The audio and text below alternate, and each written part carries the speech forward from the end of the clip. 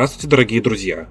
Очередная посылка из Китая, Gearbest. Вскрываем и смотрим, что у нас внутри. Пришла уличная Wi-Fi камера Stable S1.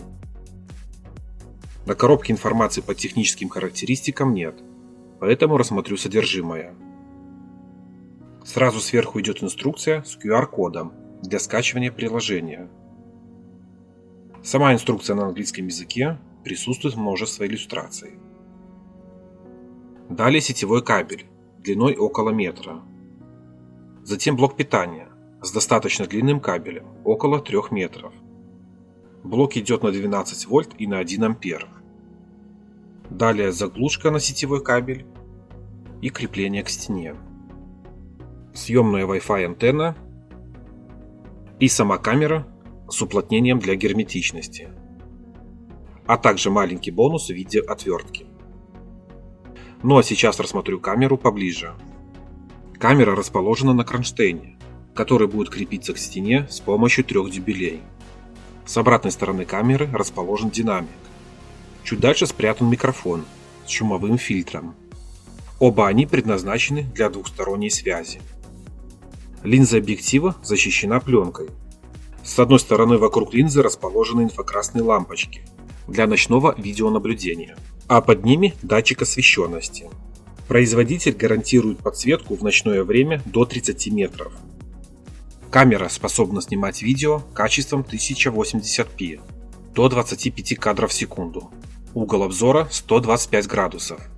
Также сбоку камеры присутствует гнездо для антенны.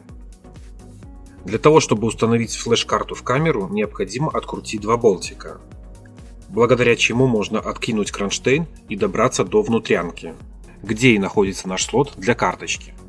Камера поддерживает microSD карты до 128 гигабайт.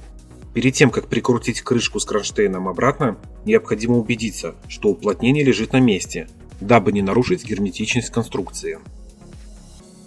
Теперь разберемся с проводами камеры. Проводов всех 3. Первый с разъемом для подключения питания. Второй имеет заглушку, под которой находится кнопка Reset для подключения камеры или сброса настроек. И на третьем проводе присутствует разъем для подключения сетевого кабеля. На нем же сбоку лампочка индикатора работы.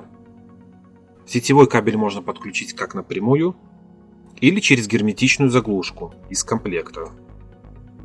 Ну и, конечно, антенна, которая просто прикручивается. Антенна вращается в разные стороны, и ее можно повернуть, как вам удобно. Кстати, камера работает только на частоте 2,4 ГГц. Первую настройку и подключение камеры решил произвести в помещении, и дабы ее не держать на весу, решил смонтировать временно на стенку моего рабочего стола.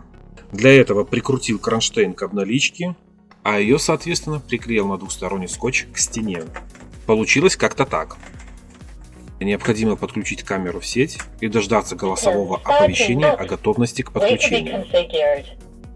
Далее необходимо заранее скачать приложение с смешным названием iSISI и зарегистрироваться. В приложение заходим в раздел «Камера», жмем плюсик, выбираем настройки по Wi-Fi. Здесь необходимо ввести данные Wi-Fi сети, к которой будет подключена камера.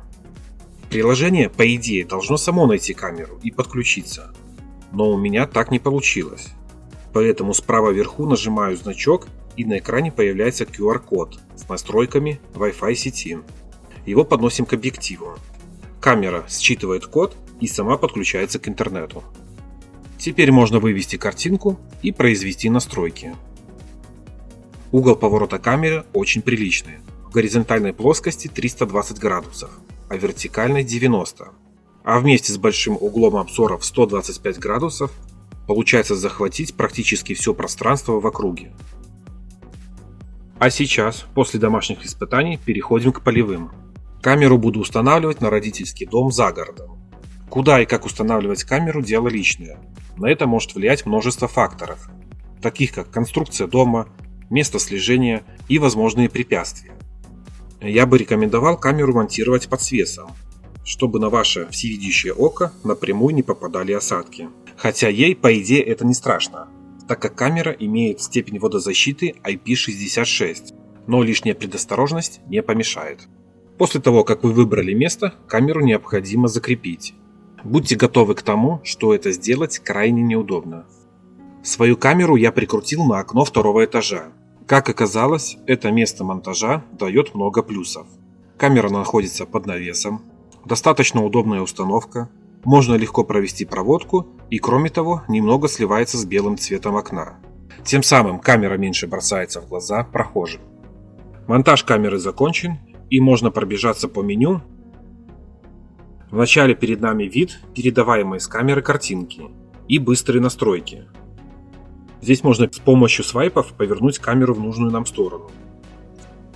Включить-выключить микрофон, поменять качество передаваемой картинки, разделить экран.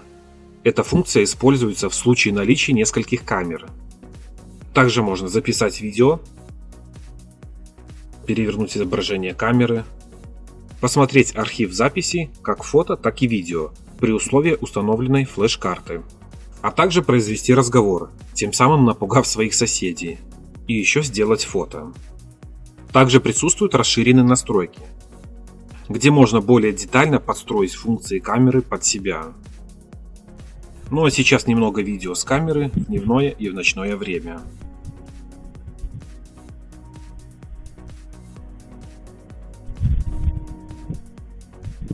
И в заключение, камера мне понравилась.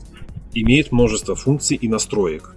Очень порадовали большие углы обзора и поворота, передача видео по Wi-Fi и привлекательная форма.